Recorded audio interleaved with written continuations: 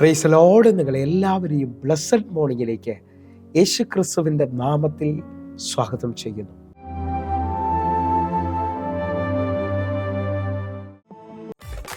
ഓരോ നിമിഷവും എൻ്റെ കൂടെയുണ്ട്, ഓരോ ചുവടിലും എൻ്റെ കൂടെയുണ്ട്.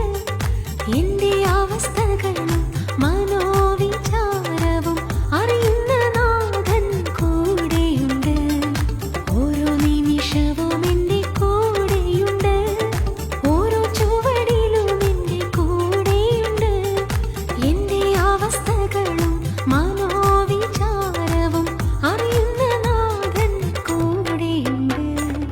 എത്ര സ്നേഹം, എത്ര സ്നേഹം, വർണ്ണിപ്പാൻ അസാധ്യമഹോ.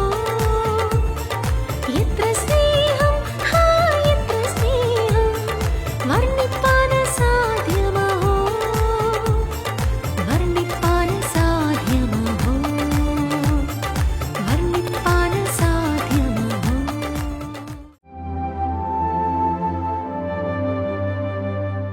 പ്രിയരെ, അനുഗ്രഹിക്കപ്പെട്ട ഒരു പ്രഭാതം കൂടെ നമ്മുടെ ജീവിതത്തിൽ അനുവദിച്ചു തന്ന വലിയവനായ ദൈവത്തെ നമുക്ക് ഒരുമിച്ച് ചേർന്ന് നന്ദി പറയാം. എത്ര പേർ പറയും, ഞാൻ നിന്നതല്ല, എൻ്റെ ദൈവം എന്നെ നിർത്തിയതാണ്. ഒന്നുകൂടെ പറഞ്ഞു കഴിഞ്ഞാൽ 2025 ഒക്ടോബർ മാസം 23-ാം തീയതി വരെയും എന്നെയും എൻ്റെ കുടുംബത്തെയും കണ്ണിലെ കൃഷ്ണമണി പോലെ സൂക്ഷിക്കുകയും വിടുവിക്കുകയും ചെയ്ത വലിയവനായ ദൈവത്തിന് നന്ദി പറഞ്ഞുകൊണ്ട് ഈ പ്രഭാത ചിന്തയിലേക്ക് നമുക്ക് ഒരുമിച്ച് അടുത്തു വരാം. വാഗ്ദത്തങ്ങളെ അവകാശമാക്കാനുള്ള 4 ചിന്തകൾ. പ്രിയരെ, പ്രാരംഭവാക്യത്തിലേക്ക് 1 രാജാക്കന്മാരുടെ പുസ്തകം 18-ാം അധ്യായം അതിൻ്റെ 41-ാമത്തെ വാക്യം. പിന്നെ ഏലിയാവ് ആഹാബിനോട്, നീ ചെന്ന് ഭക്ഷിച്ച് പാനം ചെയ്യുക, വലിയ മഴയുടെ മുഴക്കമുണ്ട് എന്ന് പറഞ്ഞു. പ്രിയരെ, ഈ പ്രഭാതത്തിൽ ദൈവം നമ്മോട് ഇടപെട്ട അനുഗ്രഹിക്കപ്പെട്ട വചനത്തിനായി നമുക്ക് ഒരുമിച്ച് ചേർന്ന് നന്ദി പറയാം.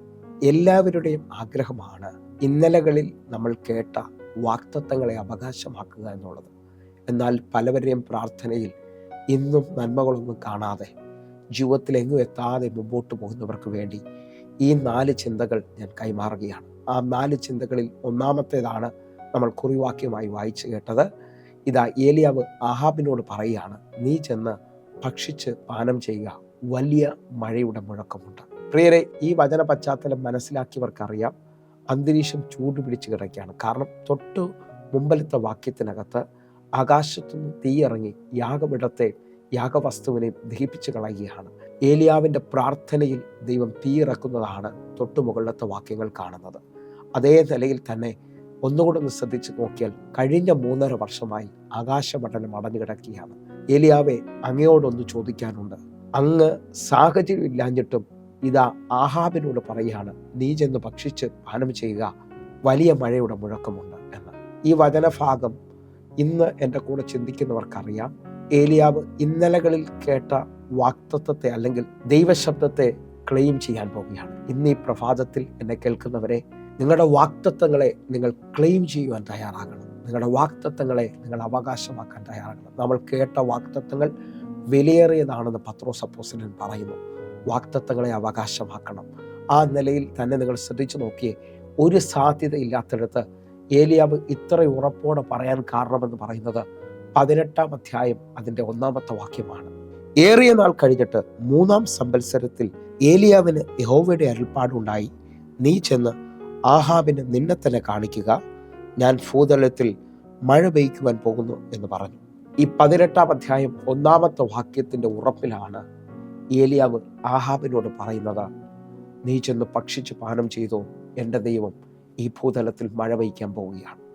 ദൈവശബ്ദം എന്നിൽ വെളിപ്പെട്ടാൽ, ദൈവത്തിൻ്റെ വാക്ക് എനിക്ക് വേണ്ടി വെളിപ്പെട്ടാൽ ആ വാക്കിലെ ആഴമായി വിശ്വസിക്കണം.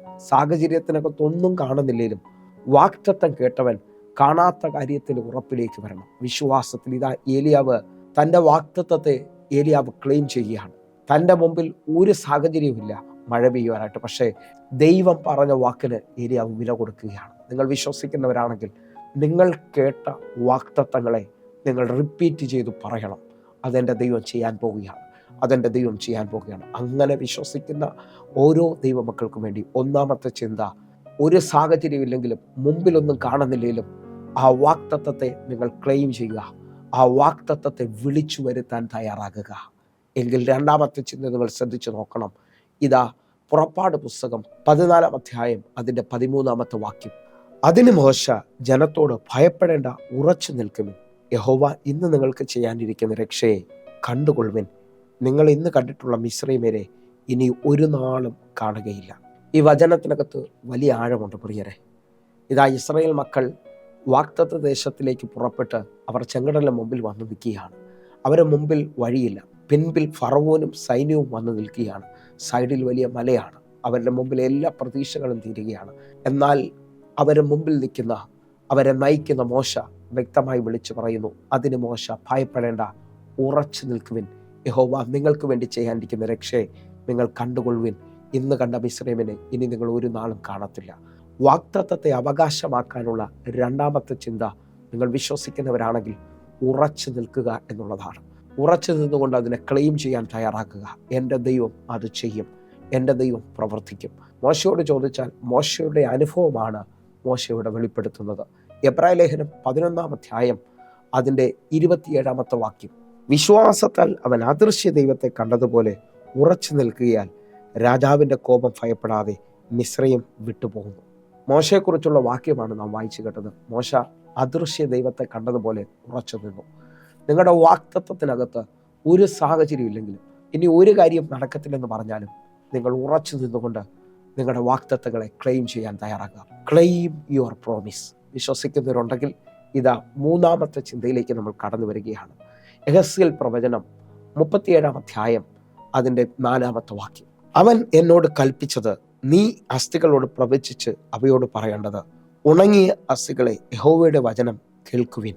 ദാ പ്രവാചകനെ അസ്ഥിത്താഴ്വരയുടെ നടുവിൽ കൊണ്ടുവന്ന് നിർത്തിയിട്ട് യഹോവ പ്രവാചകനോട് പറയുകയാണ്, ഈ ഉണങ്ങിയ അസ്ഥികൾ ജീവിക്കേണ്ടതിന് അവയോട് പ്രവചിച്ചു പറയണം, യഹോവയുടെ വചനം കേൾക്കണമെന്നുള്ളത്.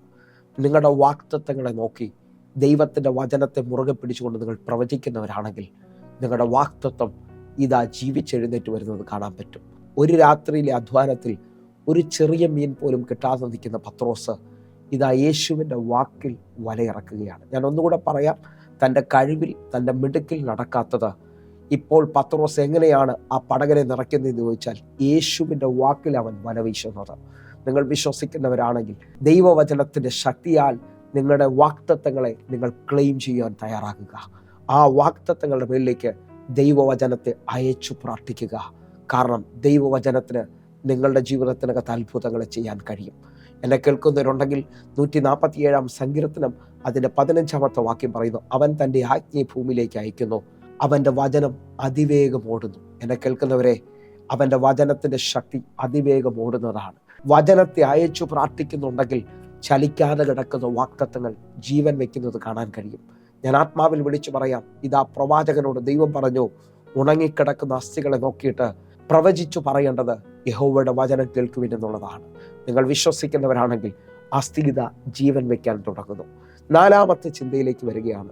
നമ്മൾ കുറിവാക്യമായി വായിച്ച 1 രാജാക്കന്മാരുടെ പുസ്തകം 18 അധ്യായം 41 വാക്യമാണ് വായിച്ചതെങ്കിൽ അതിൻ്റെ 42, 43 വാക്യങ്ങളിലേക്ക്. ആഹാബ് ഭക്ഷിച്ചു പാനം ചെയ്യേണ്ടതിന് മല കയറിപ്പോയി. ഏലിയാവോ കർമ്മേൽ പർവ്വതത്തിൻ്റെ മുകളിൽ കയറി നിലത്ത് കുനിഞ്ഞ് മുഖം തൻ്റെ മുഴങ്കാലുകളുടെ നടുവിൽ വെച്ച് തൻ്റെ ബാല്യക്കാരനോട് 43 വാക്യം, നീ ചെന്ന് കടലിന് നേരെ നോക്കുക എന്ന് പറഞ്ഞു. അവൻ ചെന്ന് നോക്കിയിട്ട് ഒന്നുമില്ല എന്ന് പറഞ്ഞു. അതിന് അവൻ പിന്നെയും 7 പ്രാവശ്യം ചെല്ലുക എന്ന് പറഞ്ഞു. 42 വാക്യത്തിൽ ആഹാബ് ഭക്ഷിച്ചു പാനം ചെയ്യേണ്ടതിന് മല കയറിപ്പോയി. എന്നാൽ ഏലിയാവോ കർമ്മേൽ പർവ്വതത്തിൻ്റെ മുകളിൽ കയറി മുഴങ്കാലിൽ നിന്നുകൊണ്ട് തൻ്റെ വാഗ്ദത്തത്തിന് വേണ്ടി പ്രാർത്ഥിക്കുകയാണ്. എന്നെ കേൾക്കുന്നവരെ, വാഗ്ദത്തങ്ങളെ ക്ലെയിം ചെയ്യേണ്ടതിന്, അല്ലെങ്കിൽ വാഗ്ദത്തത്തെ അവകാശമാക്കേണ്ടതിന് നാലാമത് ചിന്തിക്കുന്ന ചിന്ത നീ മുഴങ്കാലിൽ നിൽക്കണമെന്നുള്ളതാണ്. നിന്റെ നന്മ കാണുന്നത് വരെയും, നിന്റെ അവകാശം ലഭിക്കുന്നത് വരെയും മുഴങ്കാലിൽ നിന്ന് നീ പ്രാർത്ഥിച്ചാൽ അത് നിനക്ക് വേണ്ടി വെളിപ്പെടും. ഒന്നുകൂടെ പറഞ്ഞാൽ, അടഞ്ഞു കിടക്കുന്ന ആകാശമണ്ഡലം നിന്റെ പ്രാർത്ഥനയിൽ തുറക്കുന്നത് കാണാൻ പറ്റും.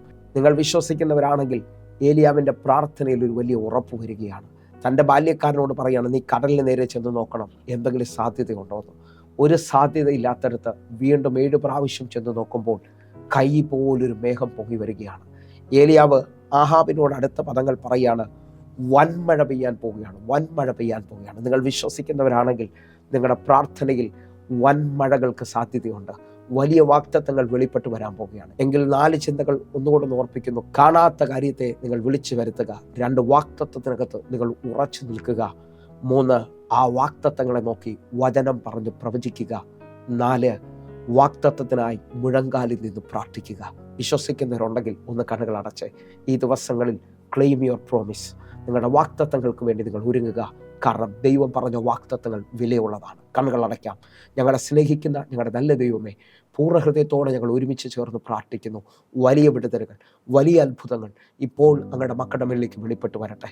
കർത്താവ് ഇവർക്ക് വേണ്ടി വലിയ നന്മകൾ ചെയ്യുന്നതിനായി സ്തോത്രം. യേശുവിൻ നാമത്തെ ഞങ്ങൾ പ്രാർത്ഥിക്കുന്നു. സ്വർഗം അത് ചെയ്തതിനായി നന്ദി. ആമേൻ, ആമേൻ, ആമേൻ.